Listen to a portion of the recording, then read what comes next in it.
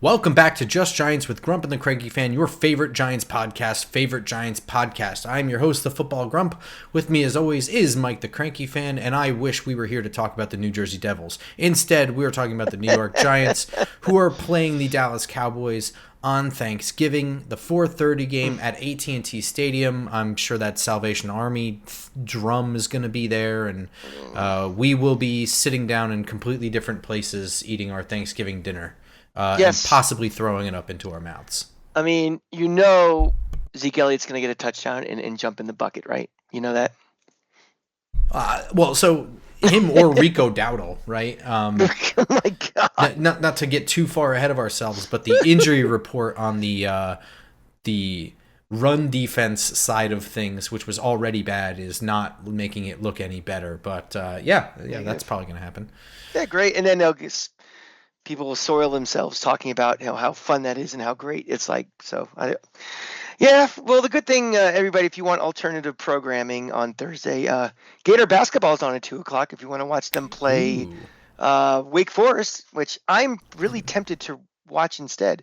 I'm sure the rest of the family will be like, hell no, but right now it sounds a lot more appealing than watching this team ruin my holiday. So a couple of things. We have some news here, right? News. The New York Giants have placed Azeez Ojulari on injured reserve. He popped up on the injury report with a toe injury. I don't know. Did he play Sunday, at all? Did anybody play Sunday, to be very honest? Well, so didn't notice. Azeez goes to IR at this point. I think IR is probably Azeez's middle name. Sure. And this is not really... I mean, it's week 13 of a losing season, a actively tanking season. They have benched and released their starting quarterback, who they have said is the best quarterback in the locker room. This is shutting down time. I mean, this is a slow shutdown. If people have injuries, it doesn't really make sense to push them along. I'm not advocating for this or anything. All I'm saying is that this kind of just doesn't mean anything to me. I don't know if it means anything to you. I mean, I know this season is such a tornado, over. But the season's over. I mean, anything, think of your Azeez Ojulari too. You are not right. You have a potential payday coming up, either back with the Giants or somewhere else. You're better off getting well under the the auspice of getting yourself well than putting bad tape on there or showing like you're even loafing or something. So I would probably do the same thing if I was him. Yeah, and I think that for Azeez and his injury history, he's probably looking at a 1-year deal anyway, or a 2-year deal with a 1-year out as sort of a prove-it situation. Can you stay healthy? Can you remain productive? Yeah, when I said a payday, I wasn't talking like he's going to get a Saquon Barkley payday. I meant another contract in this league and staying in this league. Right, and I think I think you're 100% right, but also one of the contributing factors to wanting to go on IR for him is if you're only going to get that 1 year, you might as well get a head start on getting 100% healthy so that you can be the best version of yourself you can be in that 1 year span. Exactly. Of course, because the Giants did not trade Azeez Ojulari at the trade deadline, it seems like the masses think that this puts egg on Joe Shane's face. And I have to say, I don't consider us as podcasters in any way professionals, but I will say that we are experienced in losing seasons. And I got to tell you, this just doesn't mean anything to me. Especially once you're at this point in a season where you've benched and released your quarterback, every single move does not require a reanalysis of the GM and head coach. Azeez Ojulari was not traded because the best offer they received reportedly was a 6th round pick. We had debated on here if we would even bother trading him for a 5th. If the best they got was a 6th, that is the reason that he did not get traded. Has nothing at all to do with whether or not he was coming back, if he's part of their future plans, nothing. It just doesn't mean anything. It's not worth getting rid of. And yes, I know everyone has this idea that if you can repurpose anything like my dad has a garage full of different size 2x4s left over from different projects, right? And the idea is I could use this piece of wood for something later. That's not how the NFL works. It's not how football works. It doesn't work like that. If the best you're going to get is a 6th-round pick, it's not worth the squeeze. A 6th-round pick is such a random gamble. You might maybe get somebody that is worth elevating from the practice squad to play decently for a portion of the game. And cherry picking random late round draft picks is not how you use logic. For every You need Tom to go Brady, on. Yes. For every Tom Brady pick, there's been 100,000 Brady Schmuckburgers that have been picked. You want to play the odds on these. Mm-hmm. As it is, a first-round draft pick, look no further than... oh my God, what the hell? Sam Bradford. Look no further than Sam Bradford, Ryan Leaf, every first-round pick the Cleveland Browns have ever had. I mean, there are so many. Even the high-round can't-miss guys get missed. It happens. It's always a gamble, a draft pick. So a 6th-round pick is not really much of anything. At best, 6th-round pick is ammunition to help you trade up a 3rd-round pick a couple of spots. Yeah, and also, not everything has to be an evaluation of Joe Shane and Brian Daboll and Mara. It also has to be a value, a validation of your belief, because we are now on pile-on season. Everyone from writers to fans is just, everything now is, you see, I told you Shane's a schmuck. I told you Daboll's a shitty coach. I told you this team's a mess. And they're going to take every little action that happens and magnify it to fit this narrative that they've all had. And you're right. This really means next to nothing. I mean, we heard that it was a 6th round, but that might even been possible. And also, that 6th-round pick might have been from a good team, making it even worse than a 6th-round pick, almost close to being Mr. Irrelevant. So I get it. We're all frustrated. I get it. The media's in a frenzy now that they're going to pile on and pile on and pile on. But the fact we didn't trade somebody with basically no value in the open market and he gets hurt is really about number 973,000 on my list of concerns with this team right now. Yeah, I would agree. Who cares? It is very much a who cares. This doesn't mean anything. And if teams were not willing to part with much more than a 6th-round pick, it stands to reason that they're not willing to pay him a whole lot, especially if he winds up at IR the same year they didn't want to trade for him. So if we would have traded him, people would have been complaining we were tanking. No, I mean that's neither here nor there. Yeah, I mean, I live in the. You're never going to win. You're never going to win the public opinion argument. We're in this type of downward spiral right now. Correct. So if that's the case, just it doesn't matter what. Well, I mean, my recommendation is if you are one of these people that is ready to flip out over every piece of news, my recommendation is to touch grass. Like, it's just not worth getting this upset over every minor thing, because not every single move has like 6-year setback ramifications. Look at this is phone. Certainly not. You can't do that. You have a green screen up, man. You can't see nothing. Well, I have a screen up here, a phone screen, and what's not on that screen is Twitter, because I don't need to hear the everyday minutia of people bitching and moaning about every little thing that 9 times out of 10 really ultimately means nothing.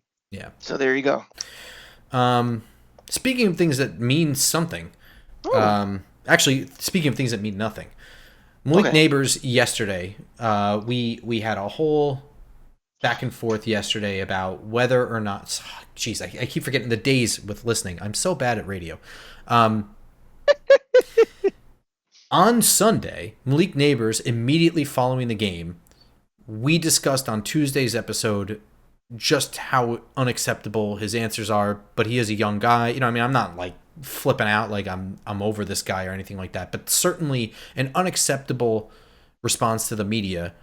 I am probably more forgiving than you are for rookie players that have to deal with reporters in the locker room in their face immediately following an ass kicking. Like, I know myself. I know how difficult it is to have somebody in my face the moment I screw up.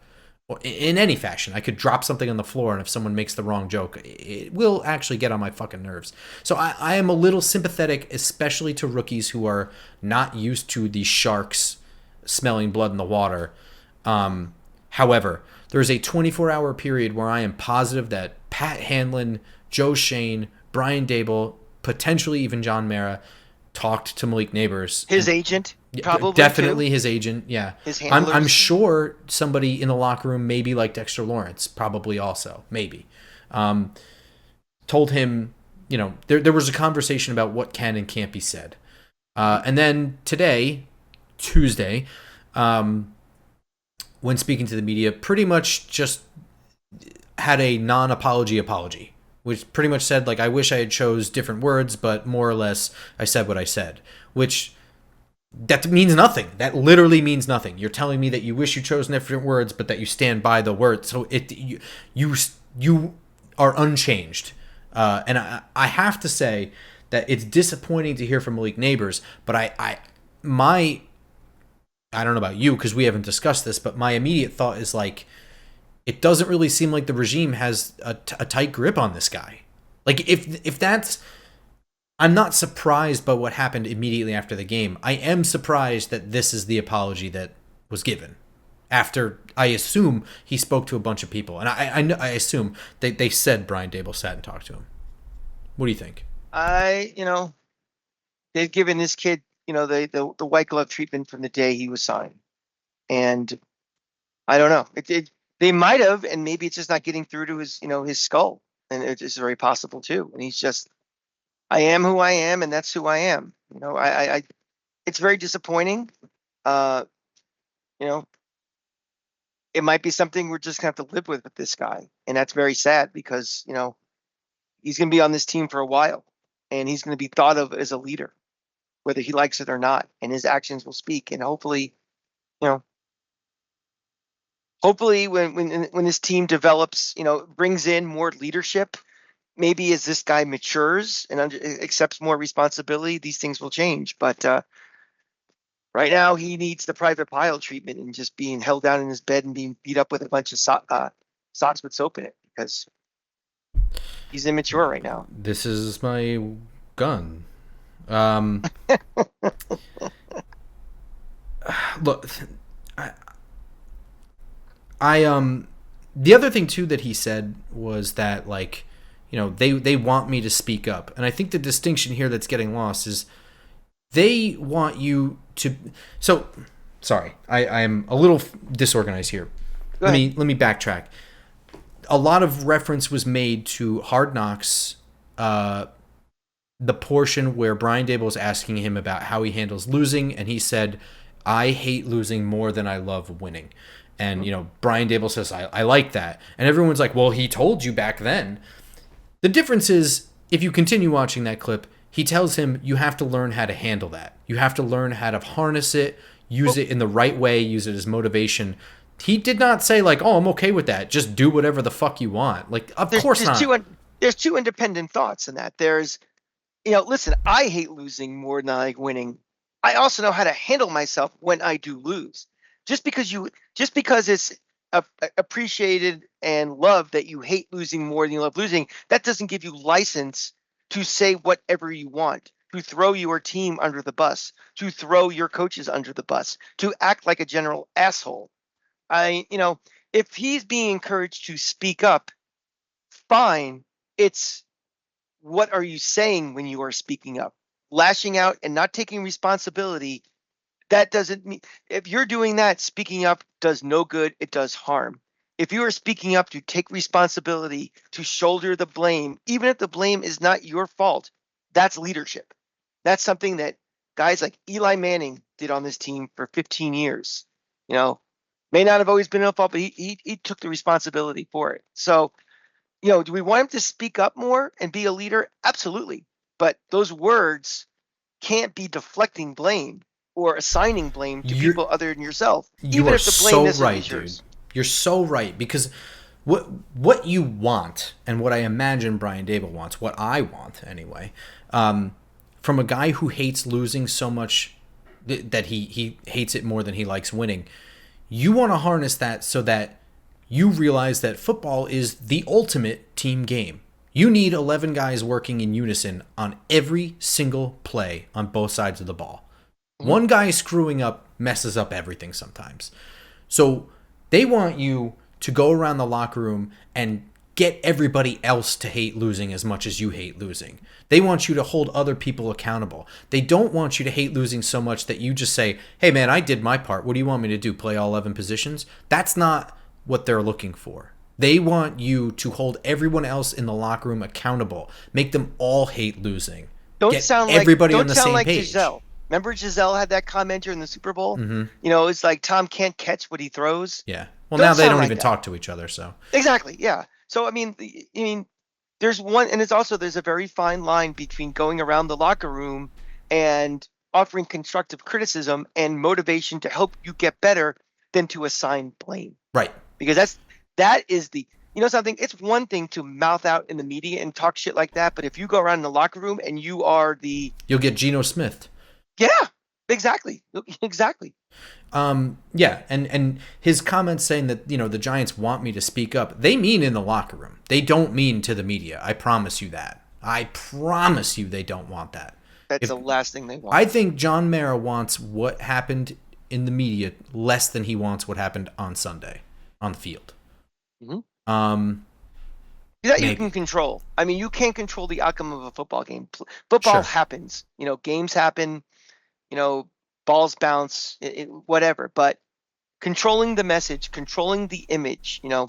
The image that this Giant team is this classy organization that is, a family-owned bunch business. Of professionals. It's gone. Yeah. That image is not what this team is anymore. That's what. You can say that about the Steelers now. You cannot say that about the Giants. Sure. Hope that gets turned around. I hope. I don't really know what else to say about that.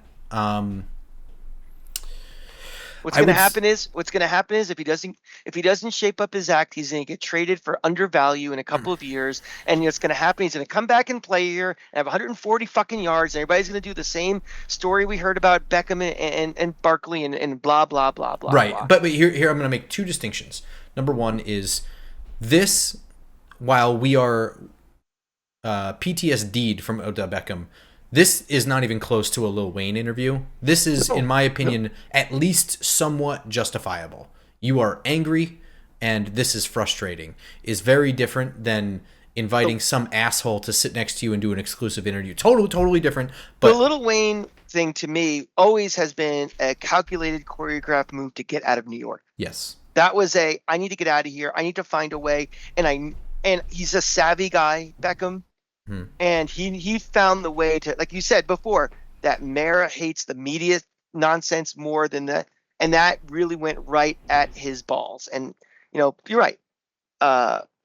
Neighbors is a young guy, rookie, who doesn't know how to handle his emotions out loud, and we give him a pass because he's a rookie. This is his 5th year. We will all be done with him. But right now he gets a bit of a pass, but you better grow up, dude. Yeah, and I said this on Twitter too. I know everyone wants to come to his defense because the head coach might be the wrong guy, the GM might be the wrong guy. All that might be true, but that doesn't make this correct either. It doesn't. They're going to come to his defense also because they liked him from day one. Well, again, it's the exact opposite thing that would happen with Daniel Jones. They didn't want Daniel Jones drafted on day one. Every single thing is going to be, fuck that guy, don't like him, didn't want him in the first place. People love Neighbors. They love the pick from day one. And these guys, in Beckham too, in that same category, get an incredible pass from their fans. Yeah, I think players and fans relate to players more so because players are sort of employees, coaches are sort of employers, at least in an image. One is more of a dictator, one more follows. The players are significantly younger. Players are closer to their generation more than absolutely. That's the biggest thing. That's why Carmelo Anthony is I can't understand as a 52-year-old why Carmelo Anthony is the most popular Knick who comes back to Garden games, and then realize, those people that love him so much are about 35 years old and never had anything before him, and he's all about style and image over substance. And I don't, I'm not putting Neighbors in the same class as Carmelo Anthony for the image and also the ability on the court, but you know, he's a young, flashy guy. He represents hope. Remember, we always Hmm. go back to the theme again. Wins are hope. Sell one of them. He provides hope for the future. And because of that, people are going to overlook a lot of shit. They overlook, you know, nobody's criticized him about all the drops he's had this year during this whole It's thing. It's like, very true. yeah, No one. I mean, that's the perfect turnaround answer. There is like, hey man, we could have won a couple of games earlier on in the season. Maybe Daniel Washington, Jones yeah, still lives in New Jersey mm-hmm, if you did your part. You know what I mean? Which is right. which is a shitty thing to say. It's why no one's saying it. Right, but it's if we're going to give complete passes for stuff that what he says, Correct. we have to be honest about what's the most important thing, what he does on the field. Yeah. And speaking on the field, the Giants are playing on a very short week. It looks like Tommy DeVito, he was pulled due to injury in this game, I believe, as we were leaving the stadium. He wasn't. I think he came back. Yes. That's how little cared we were. We didn't even look on the train what was happening. But we thought though the injury was. We thought it was something with his head. Remember? But he never went to the Well, tent. there were two. That injury with the head we thought was very early in the game. He took a shot and slammed his head into the turf. Then it looked like he went off, but the blue tent never went up. But this happened much later in the game. I think he took a shot to the throwing arm, and he was listed as limited. He says that his whole body is sore, not just his right arm. So he views himself as playing on Thursday. He said the plan is to play. Brian Daboll didn't really say anything, which is not uncommon. So, I mean, that's a really big deal because it's already a short week.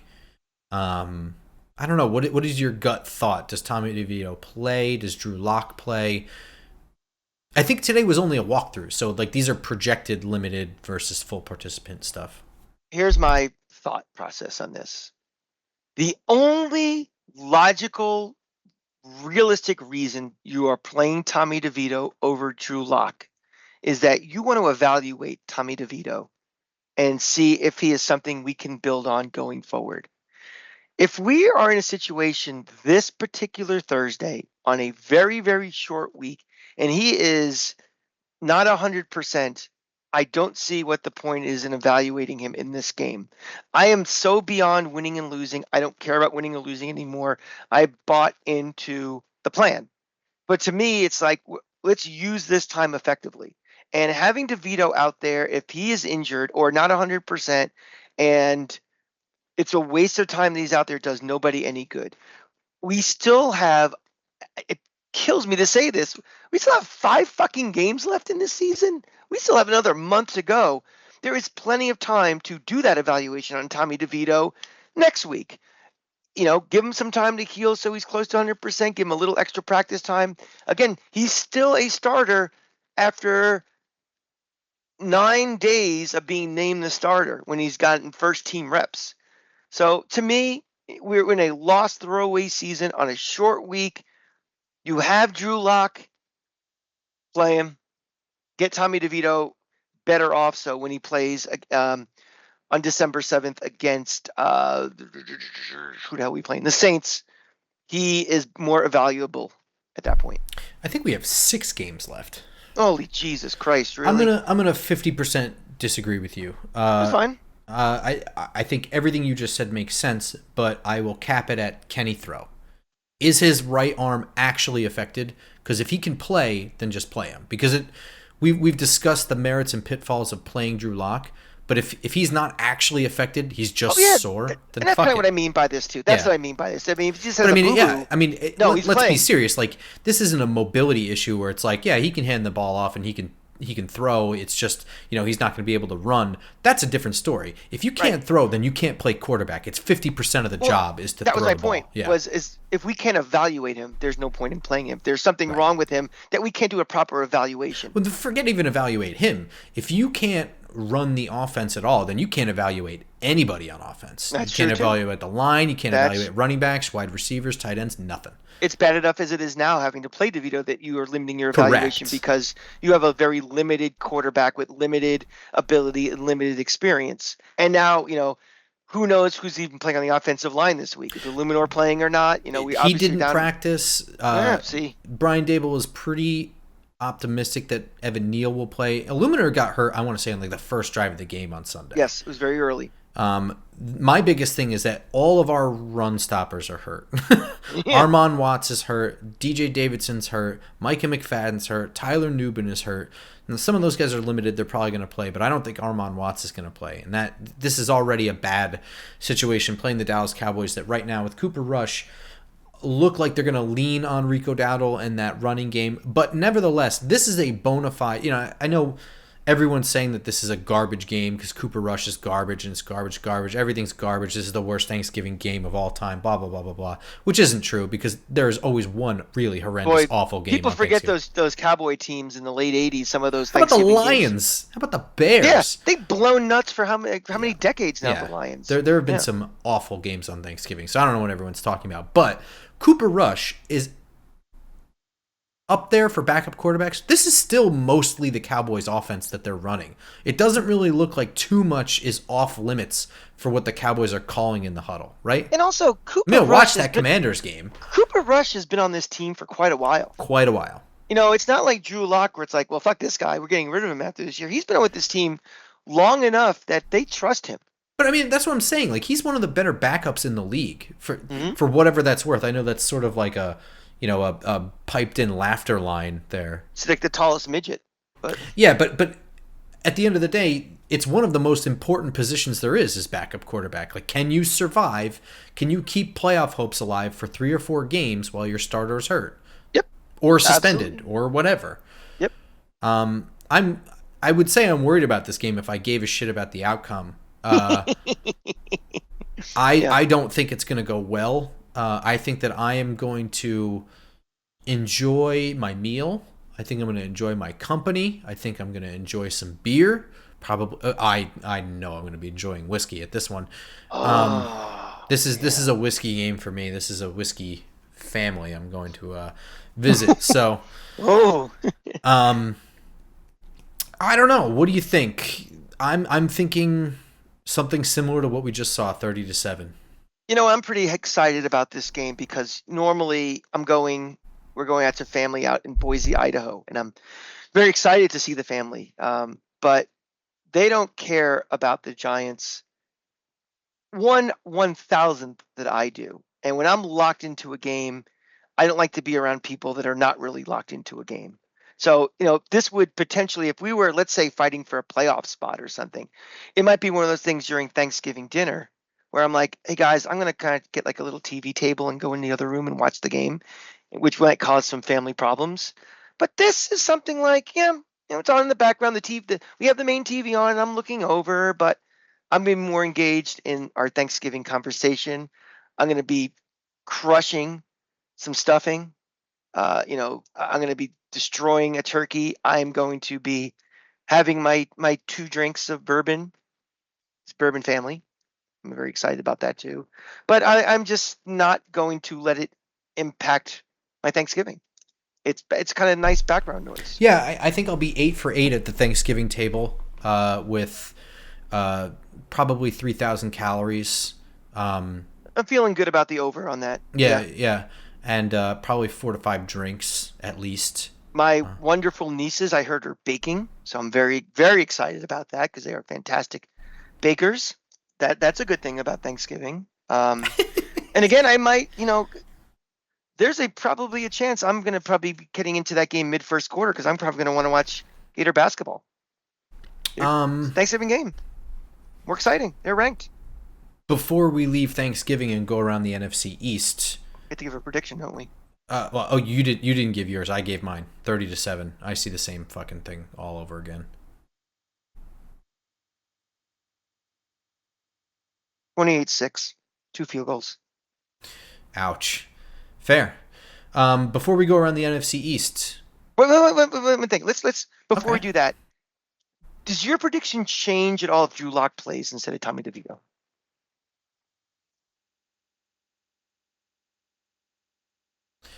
I don't know. Does Tommy DeVito play because he has no pain, I guess? And he's 100%? Yeah. The score, the outcome certainly not. The score, maybe by like a field goal. Yeah, I think that one of these two guys has more of a handle of the offense than the other. But in terms of the way you know what I mean? Like one drive might look better than the other one, but not really. I mean, the answer to me is that score is quarterback proof. Doesn't matter who it is. Yeah. You score 6 points. Okay. Okay. Just wondering.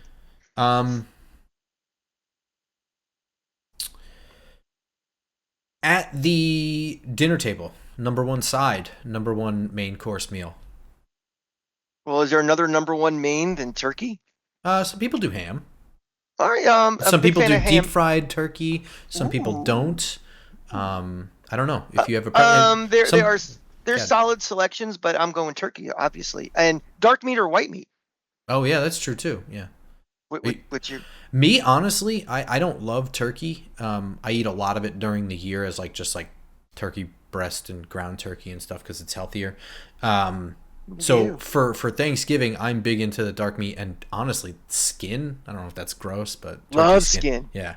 Yeah, I mean, I think we are outcasts in that. I know I get side-eyed from the family eating the skin, but love the skin. Yeah. I love the drumstick. Give me a dark meat drumstick with the skin on it. I also think that's like the easiest way to eat turkey is the fucking drumstick too. Big fan of stuffing. Okay. Love stuffing. Do not like mashed potatoes. Do not like cranberry sauce. Oh, you don't like cranberry sauce at all? Love green beans. Love green bean casserole. I love potatoes. Don't like mashed potatoes. I don't like the texture. It's gross. It is weird. It's definitely old people food. It is. Well, you know something? I'm old. So no, I remember when the Giants were But good. I mean, texturally, that's like applesauce. I don't do applesauce because it's weird. Oh, I love applesauce. It's not the taste thing. It's the texture thing. Like someone just smashed my food for me. Cool. So you don't like smash burgers then? Yeah, totally different. I actually love smash burgers. But you know what I mean? Like I don't want to drink my food. I'm not that old. I don't mind mashed potatoes. I like them. I like mac and cheese as a number one side for me on Thanksgiving. See, that depends on where we go. That's not a staple. Well, see, I think the same thing about stuffing. I have had stuffing that I have eaten a whole tray of, and I've had stuffing where I'm like, this is breadcrumbs. I don't care about this. You know? It has to be done right. Yeah. Well, I mean, it's one of those things, the no recipe things, where it's just like there's no staple, so like people put weird shit. Mm-hmm. So like it's very dependent. You like gravy? I am a gravy person. I don't need it. Very light gravy. I'm not a big dipper. We have a family. I'm more of a dipper than I am a drowner. I'm not a drowner. Oh, I am 100% not a drowner in anything. I don't like that. Spaghetti sauce or anything. I am not a drowner. But we come from a family of dippers. Mm-hmm. I'm a duster, not a dripper. Just a tiny little bit. I'm actually more of an appetizers guy for Thanksgiving than main course. I could eat cheese and crackers literally from the moment I wake up till I go to bed. Well, so here's the thing. See, we're going to Cranky Wife's family, and they are different from, Grump and I's side of the family, where we do the whole thing. If it's like at my parents' house, we do the pasta first. Oh. Yeah, like raviolis or manicotti or something. Then there's soup. Then we get into it. Then dessert. It's like 5 hours of, 5 courses, 3 naps. It's a whole kit and caboodle. So they, on the Cranky Wife side, they don't do that. It's more of, American staples. A cocktail before, and then it's time to get into it and get started. Oh, no appetizer or anything. I don't recall. Okay. I will give a live update on Thursday on what the meal situation. But more like art gallery hors d'oeuvres, a cocktail and like a sort of like that. Bite. Yeah. Yeah, and my brother-in-law makes a fantastic old fashioned. He does a really good job. He's the master of the bar. So I again, I only can have my 2 drinks, so I'm going to make sure I drink well instead of often. There you go. But yeah. Speaking of Italians, Philadelphia is playing at Baltimore. What are your thoughts? Philadelphia playing at Baltimore. This is the first team that Philadelphia has really had to play outside of the Rams, I guess. Which I don't know how you think the Rams are doing personally. the Eagles haven't really played anybody in like 6 weeks.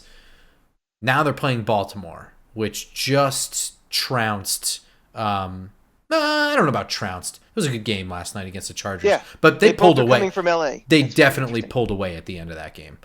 I feel like the Eagles are playing pretty efficiently right now. Mhm. Like they don't have to, it's, Saquon is obviously running great. I think, we stopped the conversation about Jalen Hurts. Is he overrated, underrated? I think they're playing efficient. And I think They are hurt too. they are hurt. I'm going to roll the dice a little bit, and I think Philly wins. I could go either way on this one, yeah. Yeah, I don't like to do the thing, well, they're only good because of who they played. Is you also have to beat those teams too. Yeah. And they're consistently beating those teams. So there's some there. Yeah. I'm not ready to say I think they're going to go into Detroit and beat the Lions in the NFC Championship game, but there's there. I mean, if they played Washington on a neutral site right now, I would pick Philly pretty comfortably. Me too. I could go either way on this one because I don't think Baltimore is playing outstandingly despite the record. Same thing with Philly. I think both of them, they're having their own issues. Yeah.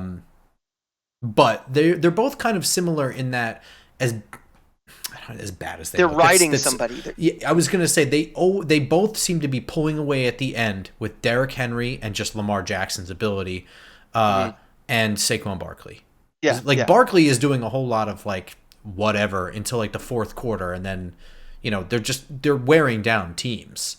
I want to ask real quick, and I don't want to get a whole conversation out of this, but are you happy for him that he's doing well? Just him? No, I don't care. Yeah, I mean, what do you mean? Am I happy for him that his bank account is like 12 decimal places? No, just that he's being successful, and he's going to be in the conversation for MVP. Or are you bitter, or you're just like, I'm not bitter. Something good for him, whatever. I'm indifferent. None of my players are in contention. I'm barely paying attention to that. Those are all superfluous. That's like, are you happy for your friend for winning nicest eyes in the high school yearbook? I don't give a shit. It's more like, are you happy your ex is happy with her new boyfriend? Fair. Is anybody? I mean, that's a tough. I know what you're saying. But are you actively rooting that your ex, girlfriend gets the clap from the new boyfriend? I'm not doing that with Saquon. No. Yeah. I don't care. I mean, I'd certainly laugh if it happened to my ex. I'm hoping for a fumble in the NFC Championship game by Barkley. That'd be great. But I'm not actively rooting against him. I didn't boo him when he came to the Meadowlands. But I mean, that's different. That's that lives in that moment of first game back at Old Stadium for me. Yeah, and I also will say that I don't think about him at all in context to the Giants. What would have happened? I don't continuously forget, and I keep getting text messages every week from a Philly fan saying thanks for Barkley. So that's the only reminder I have. Say, well, you're welcome. It doesn't really. It's not a dig on me because it doesn't matter. Yeah. I'm indifferent to him. I care nothing. I think he's a nice guy, but he's already successful. He's made it to the NFL. He's had several contracts. His franchise tag that was apparently disrespectful is more money than I'll ever conceive in my life. So, I mean, I don't feel any type of way for him. I'm happy he isn't hurt. I'll say that. I don't ever want to see people get hurt. Yeah. I don't want anybody getting hurt. Washington is home against the Tennessee Titans, who is Will Levis sticking around? It's kind of hard to tell. Is Washington starting to finally get figured out, which is what I thought might happen. Starting to. Yeah. What do you think? Let's go with Tennessee. Let's roll, baby. I think this not the secret sauce, but kind of the it factor is gone from Washington, I think. And I think you're right. They're being slowly figured out. That's nothing. I think they've overachieved all year, and, good for them. Yeah. But I think when you play 17 games a season, this is a very smart league, and there is tape of everybody, and things are figured out. And I think that coaching only takes you so far. It's talent. And, this is still a roster that last year we didn't think was very good. We're still not sure is very good. They are still rebuilding like we are. The big difference is they have the most important piece in place and doing a very good job right now. Right. I mean, and to me, figuring out figured out is because the roster is not well rounded right now. They've kind of thrown together with some older guys. And it's a rookie quarterback that needs to learn a lot of between How the to play ears the game. stuff. Yeah. So I think there is a simplified way to get wins that you're like, we can do stuff right away. We can get him going. And eventually it gets figured out. And I think it's sort of what happened to Daniel Jones in 2022. Mm-hmm. And Grump, I was texting today with our crew in 124, and we were discussing, is this Giants roster good enough that if we get a rookie quarterback, does that change anything? And I don't think that's the right way to look at it. A rookie quarterback should not be the difference between making a roster all of a sudden playoff caliber or something. A rookie quarterback is a very important piece, but should not be expected to do much of anything other than learn on the job. Well, I guess the question is, would you be satisfied if next year the Giants look like the Washington Commanders, but they have the same record they have this year? Like, they're in games, they're losing games 31-28 with this rookie quarterback. I mean, of course you're going to feel happy. 1,000%. Exactly. 1,000. My expectations would be different. My expectations this year was 4 wins. So I'm not, but I think a lot of people's expectation was this team, they also put this arbitrary, it's now or never for Daniel Jones. It's now or never for Joe Shane. It's now or never for Daboll. So I think their expectations were more now or never than realistically, what should this team be? Mm-hmm. I think when you have a rookie quarterback and you're kind of starting over, that's like the face of the starting over. I think you're kind of more along for the ride and see how it goes than worrying about and making losses kind of be in the negative column for anybody. So yeah. If we somehow get the number 1 pick in the draft, or we get, the quarterback we want, and I'm not going to name a name, but X, and we ended up, 5-11 or 5-12, but we passed the eye test. I'm looking at the future. Exactly. You sold me hope. You didn't tell me when, you sold me hope. If Washington winds up missing the playoffs this year, which could happen, you know what I mean? If they lose enough, they could be wild carded out. Still 6 games left. Yeah. I think Commanders fans are still perfectly happy with everything that was done before the season and during the season. They have plenty to look forward to. Yeah. It's house money right now for them. Correct. And if not, they just forgot for the last 20 years they've been dog shit. And I'm going with Washington over Tennessee. I agree with everything we said, except I don't think Will Levis is really back. I don't think Tennessee is back. And I just think that they're a very bad franchise right now. Not That's all fair. That different than us. And yeah, I just... But it's weird, right? It could happen. Things could fall apart. We're getting into this part of the year where I think Washington might start falling apart. The older guys that were brought in, they might not be able to hang for the 18-week schedule now. And Daniels is now playing games 15, 16, 17, which he's never played before. Correct. And it took quite a shot, I believe, last week. So, and last thing, as we kind of toggle back and forth between football and turkey, desserts. Where are you at? I am not a dessert person, so I don't care. Later in life, I've become a pie person. I never was before, but in the last 5 to 7 years, I've adopted apple pie and pumpkin pie as things I now love. Yeah, I don't love any pie, but I will eat pecan pie, where it's incredibly sweet. But yeah, I like pecan pie. It's pretty good. I'm gonna go apple pie 1, pumpkin pie 2. If somebody throws some ice cream out there, that'd be 3, and I'd never say no to that. I could eat cookies and ice cream. Oh. But that doesn't feel like very Thanksgiving to me. That's Christmas. Yeah. Somebody whips out some cookies. That's that's fantastic. Not a pumpkin anything guy. Throwing that out there to cap that. Not a pumpkin. I hate not the pumpkin things at Starbucks or anything. You're not into nothing. That? The only pumpkin thing I do is make a jack-o'-lantern every year. That's it. There you go. That's going to do it for this episode. So we will have a recap episode on our normally scheduled Tuesday morning. I know it's very long, but we have lives and families. So we're going to enjoy this weekend because the game itself is going to be brutal. So, and I just want to say one thing too, that, it's Thanksgiving and we really appreciate the 3 of you that are still listening to this episode, but all the people that we meet at the tailgate and listen to this, and be thankful that all of our lives are better and more important than just the outcome of a football team. And I can't believe I'm saying that now, and maybe because I'm getting older, maybe because all my football teams suck. But No, being a fan is more than just the final outcome. It's enjoy the experience. Like, enjoy going to the tailgate, enjoy watching a game, don't have these losses hang on you, because you'll get these things, and you'll get this gray really, really quickly. So be thankful that you have a good community of, if you listen to this show, you listen to, Talking Giants, you made friends with people on here, and that's what this is all about. Yeah, I don't think this is corny at all. I'm actually going to second it.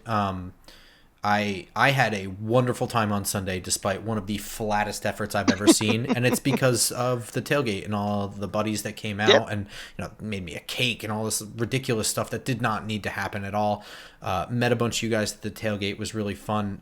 Sports is community. It's culture, and culture is society. It's getting together, and it's not sports is not just the outcome. That's for the professionals. That's for gamblers. Yeah, well, I guess degenerates and professionals. Right. So for Malik Neighbors, winning is everything, and that's fine. For fans, it's about the tradition of going out there and spending time with your loved ones and your friends and enjoying this thing together, whether win or lose, rain or shine. So so during this time of family or whatever, try not to get too wrapped up in how horrible of a game this is going to be, and just remember, in 30 years you'll be watching the Giants with your kids, and they may be good, they may be bad, but now having said this, the last thing I'll say, on Saturday, Florida's playing Florida State. If we don't beat those fuck stains by 30, I'm not going to be happy one bit on Tuesday's show. So see, so everything I just said, community. Yeah, exactly. All right, everyone, we will see you on Tuesday morning on iTunes, SoundCloud, Spotify, and of course YouTube. Until next time, go Giants. Go Giants.